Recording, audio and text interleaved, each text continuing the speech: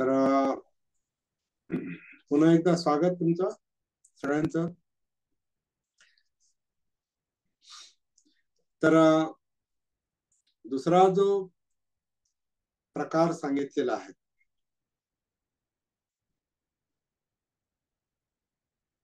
तो शिक्षित सेक, शिकणाऱ्या लोकांचा, सेक शिकत असलेला.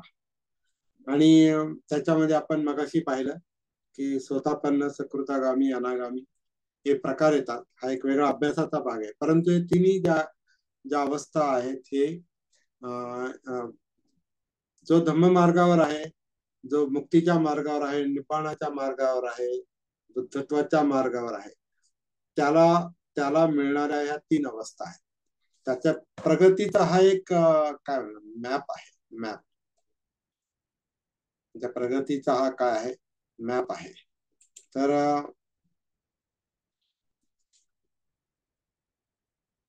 या श्रोतापन्न, सकृतागामी, अनागामी यांना उद्देशून बुद्ध असं म्हणतात की त्यांनी जसं पृथ्वीला पृथ्वी मानू नये, पृथ्वी माझी आहे असं समजू नये, किंवा पृथ्वीचा आनंद मानू नये, वगैरे वगैरे जे काही म्हणतात तेच या प्रत्येक मुद्द्याला, ह्या धम्मांना, हे धम्म आहे सगळे. जसा पृथ्वी एक धम्माचा विषय आहे, धम्माचा भाग आहे, एक धम्म आहे, तो मनोधम्म आहे, कारण मनालाच पृथ्वी जाणवते.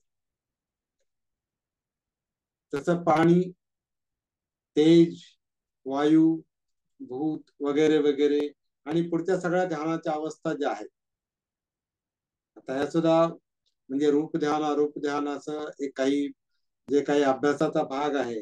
तसं आता हे आकाशन्यायतन समाधी किंवा आकाशन्यायतन देव म्हणजे ज्याला आकाशन्यायतन समाधी मिळाली, किंवा वियाणायतन किंवा अकिंचन्यायतन किंवा नैव संज्ञा असंज्ञायतन, आता हे जे काही समाधीच्या ध्यानाच्या अवस्था आहेत या देवलोकाच्या अवस्था आहेत असं इथं दिसतंय त्यांच्या स्पष्टीकरणावरून. ते ह्याच्यात आनंद मानू नका असं सांगितलेलं आहे. जरी प्राप्ती झाली, कारण त्याच्यात अडकून पडणं म्हणजे धम्म धारण करणं, धम्मामध्ये अडकून पडणं हे दुःखाचं कारण आहे. कारण ती आसक्ती आहे, कारण त्याच्यात तो मी पाहतो आणि मी हे सत्य नाही. कसं सत्य नाही? जसं आपण मगाशी पाहिलं की आपण श्वास आपण घेत नाही, आपण सोडत नाही. श्वास ही काया नैसर्गिकपणे आतून आत घेते, म्हणून पोटाची हालचाल चालली, आपल्या डायफ्रामची, श्वासपटलाची हालचाल चालली, छातीची हालचाल चालली. आणि आपण श्वास घेतला काय, न घेतला काय, आपल्या जन्मापासून आतापर्यंत झोपेत किंवा जागेपणी किंवा कोणत्याही अवस्थेत हे शरीर नैसर्गिकपणे आन करतं, अपान करतं. त्याची जी हालचाल आहे त्याचं भान ठेवणं, त्याची सती ठेवणं म्हणजे अनापान सती आहे. आपल्यासाठी महत्वाचा मुद्दा आहे का हे अनापान म्हणजे मी नाही, आपण घेतो आणि आपण सोडतो असं नाही. ते इट हॅपन्स, ते नॅचरली घडतंय, ते नैसर्गिकपणे घडतंय. आपण श्वास घ्या नका घेऊ, आन करा नका करू, अपान करा नका करू, त्याने काहीही फरक पडत नाही. हे जिवंत अस्तित्व, हे नामरूप अस्तित्व नैसर्गिकपणे आन करतंय, अपान करतंय. आपल्याला त्याचं भान पाहिजे. आपल्याला ह्या भाषेत आपण जर पाहायचं झालं तर ह्याच्यात मी श्वास घेतो असं नाही, श्वासात मी आहे किंवा माझ्यात श्वास आहे असा जर भ्रम असेल तर तिथे माणूस त्याच्यामध्ये अडकतो. आणि ध्यान करणारा मनुष्य ह्या प्रत्येक आलंबनांना धरतो आणि त्याच्यामध्ये तो अडकून पडतो. आणि जो अडकतो त्याच्यात आसक्त होतो, कारण त्याच्यात आनंद मिळतो. आणि आनंदामध्ये तो अडकला की तो त्याच्यासाठी दुःखाचं दुसरं कारण निर्माण करतो. कारण ह्याच्यामध्ये आपण अडकू शकत नाही, कारण काय, हे अस्तित्व नित्य आहे, हे मृत्यूला वश होणार आहे. त्यामुळे ह्याला जर मी माझं माझ्यामुळं असंच चाललं पाहिजे आणि माझंच राहिलं पाहिजे मी त्याच्यात आहे ते माझ्यात आहे असला काही भ्रमात जर आपण जगत, त्याला मोहावस्था म्हटलेला आहे, अविद्या. त्या मोहावस्थेत आपण जगत असू तर तेच आपल्या दुःखाचं कारण आहे. हा मुख्य मुद्दा बुद्धांना इथं सांगायचा आहे. तिसरी पातळी जी सांगितलेली आहे ती अर्हताची सांगितलेली. आता अर्हत म्हणजे हा जो तिसरा गट इथं सांगितला आहे, हा पोहोचलेला अर्हत नाही. म्हणजे प्रत्येकाच्या दोन दोन अवस्था आहेत, स्वतःपन्न, सकृतागामी, अनागामी, अर्हत. याच्यामध्ये प्रत्येकाचे दोन टप्पे आहेत. अठ्ठपुरीचं पुद्गला आपण म्हणतो बघा, याच्यामध्ये महामंगल सूत्रामध्ये अठ्ठपुरीचं पुद्गला.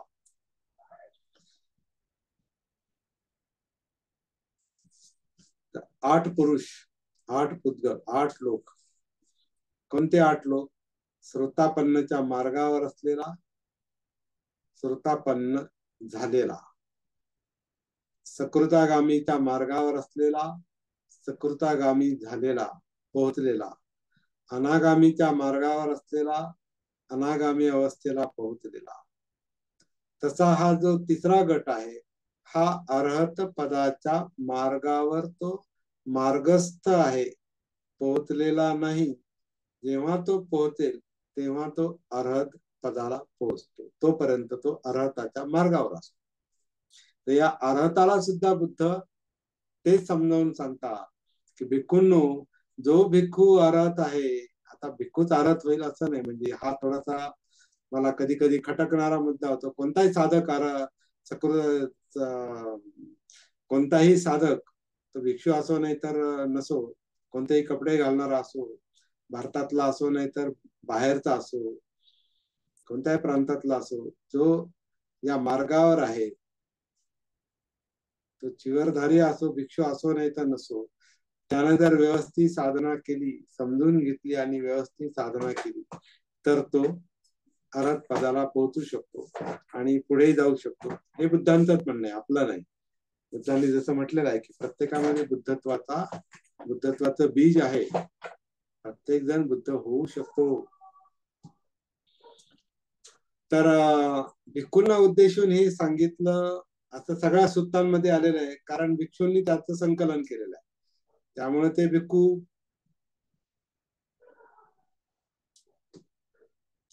थोडस धाडस करतो बोलण्याचं, म्हणजे आम्हाला सगळं बुद्धांनी सांगितलं असं त्याचा अर्थ निघतो. मग बाकीचे जे काही अनाथपिंडका सारखे होते किंवा आणखीन जे भिक्षू नव्हते पण त्यांना प्राप्ती झाली होती, त्यांना उद्देशून बुद्धांनी काही सांगितलं नाही का? तर त्यांचे पण उल्लेख येतात त्याच्यामध्ये, ग्रंथामध्ये.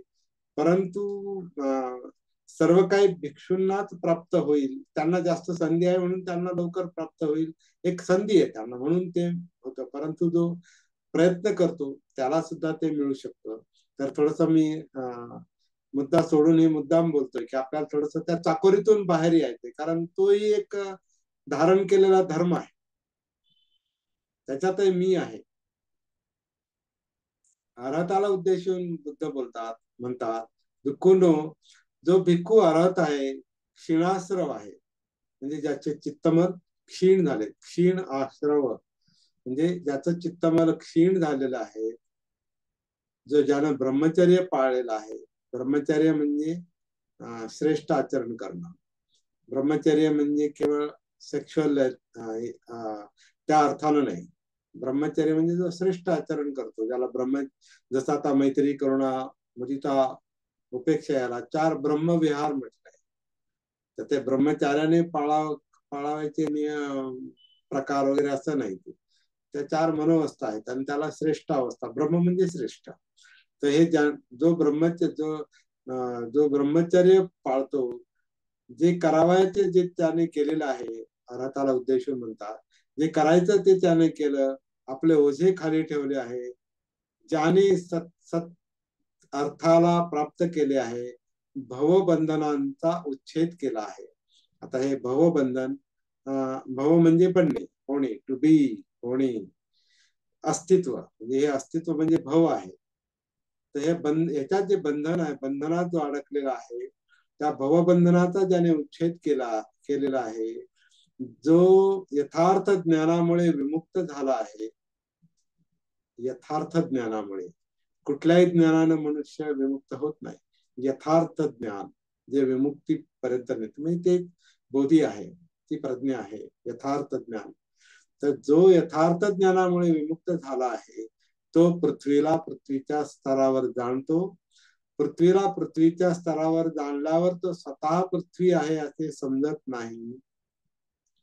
तो पृथ्वी पासून आहे असे मानत नाही. तो पृथ्वी माझी आहे असं मानत नाही. म्हणजे एखादा आपले अस्तित्व, तो पृथ्वी माझी आहे असं मानत नाही. तो पृथ्वीत आनंद मानत नाही. कारण काय? त्याला पूर्ण बोध झालेला असतो असं मी म्हणतो.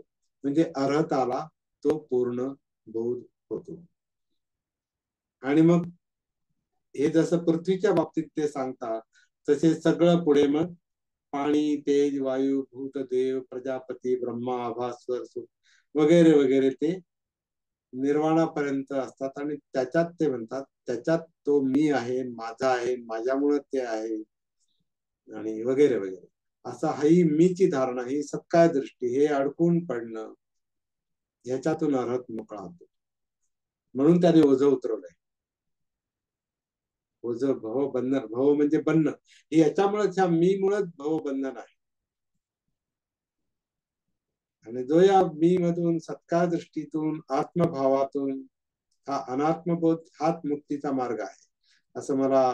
म्हणून सभ्य धम्म अनात्मा, ज्याला हे धम्म अनात्मा आहे हे कळतं तोच अर्हत किंवा विमुक्त होऊ शकतो. कारण तिथं त्याची सुटका करण्याचा, तो करून घेण्याची तो साधना करतोय, अडकून पडण्याची साधना नाही करत. त्याच्यावर फक्त ध्यान ठेवण्याचा, त्याला आलंबन बनवण्याचा तो प्रयत्न करत नाही. आलंबने समजण्यापुरतं ठीक आहे, परंतु समजल्यावर त्यातून अलिप्त होता आलं पाहिजे. म्हणून धम्माला बुद्धांनी तराफ्याची उपमा दिली. तराफा, तराफा कशासाठी असतो? ऐल तीरावरून पैल तीरावर जाण्यासाठी. नाव जी असते ती कशासाठी असते? इकडून तिकडे जाण्यासाठी असते. इकडचा किनारा हा दुःखाचा आहे, तिकडचा किनारा हा दुःख मुक्तीचा आहे. धम्म हा तराफा आहे. आता धम्म म्हणजे आपल्यात जे काही आहे ते, या अस्तित्वामध्ये जे आपण पाहतो, हे नामरूप अस्तित्व किंवा जे मनोधम्मात जे आहे ते सगळं धम्म आहे. तर त्याच्याच आधारे त्याच्या पलीकडे जाण्याचा हा मुद्दा आहे. धम्माला तराफा म्हटलंय, नाव म्हटलंय. नाव ही पलीकडे जाण्यासाठी असते. पलीकडच्या किनाऱ्याला गेल्यावर आपण नाव नदीच्या किंवा त्या प्रवाहाच्या बाहेर घेऊन जाऊ शकत नाही, कारण तिकडे त्याचा काही उपयोग नाही. आपल्याला तो तराफा तिथे सोडून द्यावा लागतो, किंवा त्या तराफ्याचा उपयोग कसा करून घ्यायचा हे आपण आपल्या अनुभवातून इतरांना सांगू शकतो. जे काम बुद्धांनी 45 वर्ष केलं. 35व्या वर्षी ज्ञानप्राप्ती झाली, बोधीप्राप्ती झाली. 80व्या वर्षापर्यंत 45 वर्ष त्यांनी हा तराफा कसा वापरायचा आणि ऐलतीरावरून पैलतीराकडे, दुःखातून निब्बाणाकडे कसं जायचं हे सांगितलं. हा, तर आता अर्हताला सुद्धा ते तेच सांगता की धरून ठेवू नका. ह्याच्यात मी आहे, माझ्यामुळे ते आहे, त्याच्यामुळे मी आहे. हा जो याला प्रपंच पण म्हटलेला आहे. एक शब्द फार चांगला आहे त्यासाठी, आपण त्याच्यावर अभ्यास घेणार आहोत. मला अमित सरांनी मला तो विषय घ्यायला सांगितला होता, पण मी म्हटलं आपण पहिल्यापासून सुरू करू. तर प्रपंच असा एक शब्द वापरलाय. आता प्रपंच म्हणजे आपण ज्याला आपल्या संसार म्हणजे परिवार जो आपण चालत त्याला आपण प्रपंच म्हणतो. बुद्धांचा प्रपंच हा जो शब्द आहे, प्रपंच पालीमध्ये, तो म्हणजे हे मनात जे काही चाललेलं आहे तो सगळा गोंधळ, हे सगळा गोंधळ आहे. हा गोंधळातून, गोंधळ समजून घ्यायचा आणि गोंधळातून बाहेर पडायचं, असा हा मुद्दा दिसतोय मला. आता सगळं मला आता बोलता बोलता काही गोष्टी जाणवत आहेत. तर अर्हताला सुद्धा ते तो का अर्हत आहे हे ते सांगतायत आणि सर्वांना सांगता येते की जो भिक्षू अर्हत आहे, क्षीणाश्रव आहे, तो सुद्धा पृथ्वीला पृथ्वीच्या स्तरावर पाहतो. कारण काय, त्याला त्याचा लोभ पृथ्वीला पृथ्वीच्या स्तरावर पाहतो, म्हणजे ऑब्जेक्टिव्हली, ज्याला आपण काय म्हणतो की वस्तुनिष्ठ अस्तित्व. म्हणजे आता हे जे दिसतंय ते दिसतंय म्हणून आणि मला आवडतंय म्हणून, त्याचा लोभ आहे म्हणून त्याला मी जर धारण केलं, होल्ड केलं, माझं बनवलं, उपादान केलं, आत घेतलं, माझं बनवलं, मी माझं आहे, मी त्याच्यात आहे, ते माझ्या, असं काही आपण करत बसलो, आपण अडकलो. तर पृथ्वीला पृथ्वीच्या स्तरावर जेव्हा अर्हत पाहतो, पृथ्वीला पृथ्वीच्या स्तरावर पाहतो, म्हणजे मी माझं असं म्हणत नाही. तो का पाहतो? कारण त्याचा लोभ नष्ट झालेला आहे, वीतराग झालेला आहे. राग म्हणजे लोभ, वीत म्हणजे अलिप्त होणे. तो वीतराग झालेला आहे असे मी म्हणतो. आणि हेच ते पुढे पाणी, तेज, वायू, भूत, देव, प्रजापती, ब्रह्मा, आभास्वर वगैरे वगैरे, आकाशन्य आयतन, विज्ञान आयतन. आता हे आपण अभ्यास करायचा आहे त्याचा, प्रत्यक्ष ज्याला पुढे जायचंय त्यांनी ते सुत्त पाहायचे आणि समजून घ्यायचे. तर या सगळ्यातून तो त्याचा लोभ नष्ट झालेला आहे. या सगळ्यातून तो समजून घेतोय आणि बाहेर पडतोय अर्हत मनुष्य. जो भिक्षू अर्हत आहे, क्षीणाश्रव आहे, तो पृथ्वीला पृथ्वीच्या स्तरावर जाणतो. कारण काय, त्याचा द्वेष नष्ट झालेला आहे, वीत द्वेष झालेला आहे असे मी म्हणतो. हेच लागू पडतं बाकी सगळ्या धम्मांना. पाणी, तेज, वायू, भूत, देव, अमुक धमुक तमुक, एकत्व, नानात्व, सगळं जे काही धम्म आहेत. जो भिक्षू अर्हत आहे, क्षीणाश्रव आहे, तो पृथ्वीला पृथ्वीच्या स्तरावर जाणतो.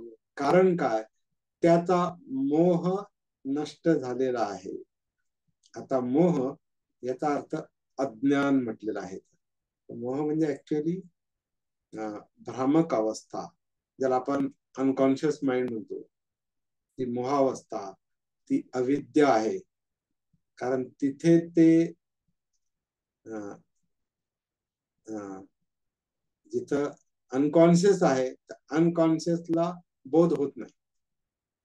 कॉन्शियसला बोध होतो पण अनकॉन्शियसला बोध होत नाही, म्हणून त्याच्यात अज्ञान आहे, अविद्या आहे.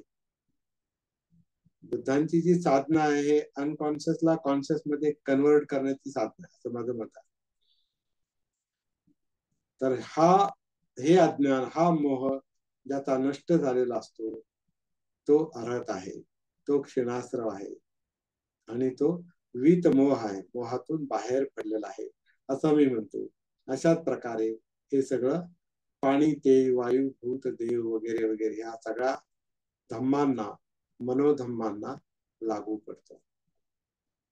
चौथा जो प्रकार आहे, पहिला अश्रुतवान पृथकजन, दुसरा सेक म्हणजे शिकत असलेला, तिसरा प्रकार या सेक शिकत असलेला मध्ये पुन्हा 3 उपप्रकार आपण पाहिले, प्रस्थापन्न, सकृतागामी, अनागामी. तिसरा प्रकार जो आहे तो अर्हतांचा सांगितला. चौथा प्रकार जो आहे तो प्रत्यक्ष तथागतांचा आहे. बुद्ध, सम्मा संबुद्ध, भिक्खूंनो, तथागत, अर्हत, सम्मा संबुद्ध म्हणजे संपूर्ण जागृत व्यक्ती, मनुष्य, ज्यांना संपूर्ण बोध झालेला आहे. भिक्खूंनो, तथागत, अर्हत, सम्यक संबुद्ध सुद्धा पृथ्वीला पृथ्वीच्या स्तरावर जाणल्यावर ते स्वतः पृथ्वी आहे असं मानत नाही. हे आहे पण ह्याच्यात ते नाही. तीच मुक्ती आहे. मोठा विषय आहे.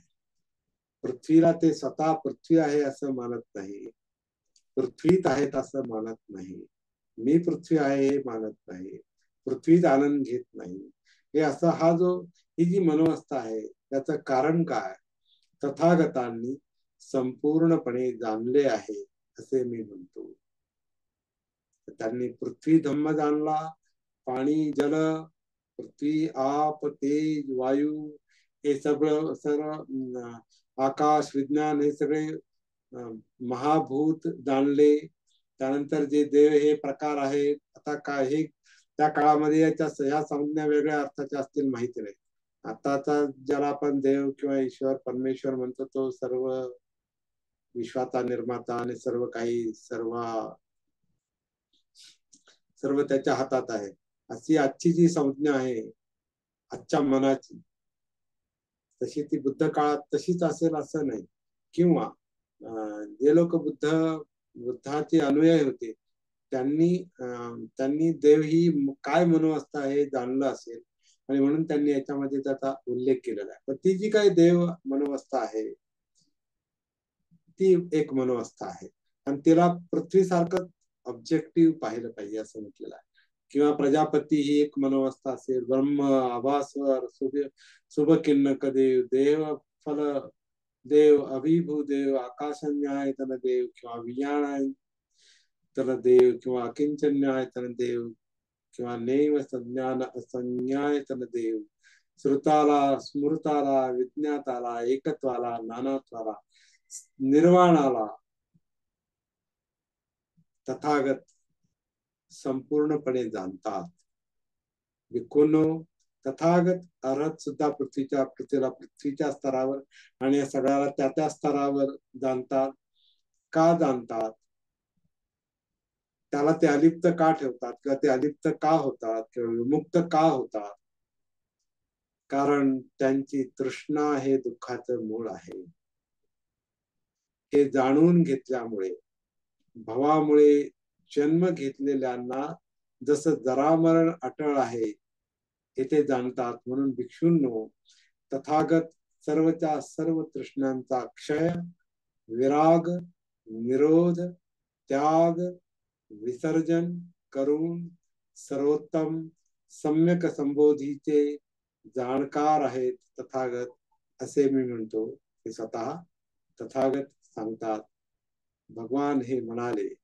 आता हे एक आश्चर्यकारक आणि विचित्र शेवट आहे या मूळ पर्याय सूत्राचा. विचित्र शेवट.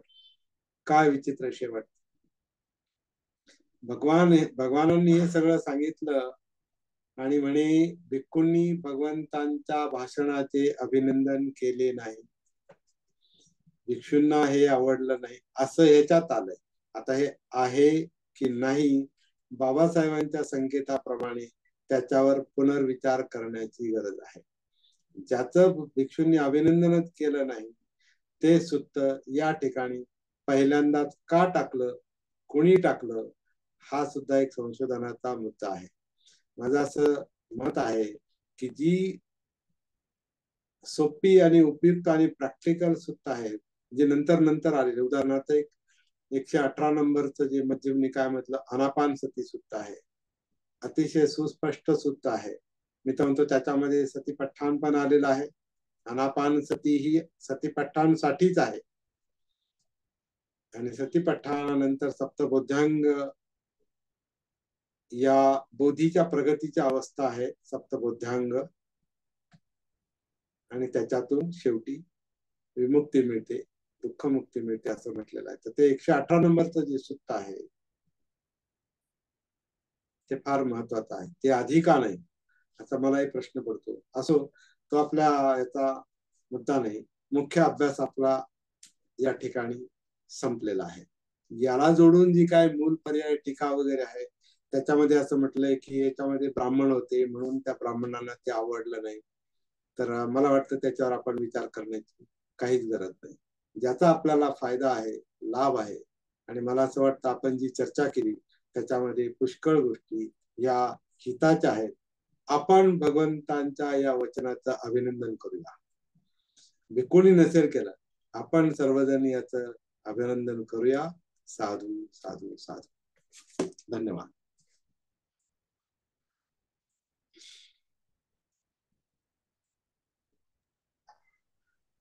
धन्यवाद सर. आज मूलपर्याय सूत्र जे आहे पहिलं सूत्र तुमचा चेहरा येऊ द्या सर. येत नाही? चेहरा येऊ द्या. हा येतोय का? नाही, अजून नाही आला. आज मूलपर्याय सूत्र जे आहे या मूलपर्याय सुत्ताचं विवेचन आणि विश्लेषण आदरणीय कमलवीरांनी केलेलं आहे. आणि तसं आता आपण जर पाहिलं तर या त्रिपिटकातील ही जी सूत्र आहेत, बाबासाहेबांनी म्हटलेलं आहे की गोंधळून जाऊ शकतो एखादा व्यक्ती, आणि त्याच्यासाठी त्या सूत्रांचा विशेष असा अभ्यास करणं ही अत्यंत आवश्यक आहे. त्यातल्या संकल्पना आपल्याला स्पष्ट असणं पण आवश्यक आहे. आणि पहिलं सूत्र इतकं कठीण आहे. आणि का कठीण आहे तर ते मी भाव जो आहे, सेल्फ, त्याला सोडायला लावणारं सूत्र आहे. सेल्फलेसनेस कडे घेऊन जाणारं, अनात्माकडे घेऊन जाणारं सूत्र आहे. आणि अवघड जरी असलं तरी आपण सातत्यानं ते वाचलं पाहिजे, सातत्यानं ऐकलं पाहिजे, डोक्याला थोडासा ताण दिला पाहिजे, सोडून नाही दिलं पाहिजे. बुद्धांनी सांगितलेला प्रत्येक शब्द आपल्यासाठी अत्यंत महत्वाचा आहे. त्यामध्ये काही ना काही लपलेलं आहे, दडलेलं आहे. ही सूत्र आपण समजून घेऊया. आपण धैर्यानं, अतिशय निष्ठेनं, आणि हे मला शिकायचंच आहे, समजूनच घ्यायचं आहे, या दृष्टीनं या सूत्रांच्याकडे पाहावं असं मला वाटतं. आदरणीय कमलवीर प्रज्ञारत्न यांनी आपल्याला वेळ दिला आणि खूप चांगल्या प्रकारे समजून सांगितलं. त्याबद्दल मी आपल्या सर्वांच्या वतीनं त्यांचे आभार व्यक्त करतो. आणि आपल्यापैकी कुणाला जर काही विचारायचं असेल, आपल्याकडं 10 मिनिटं आहेत अजून, विचारायचं असेल किंवा काही बोलायचं असेल तर आपण बोलू शकता. अन्यथा आपण मग ही मीटिंग थांबवूया. थोडा रेकॉर्डिंग पाच करतो सर.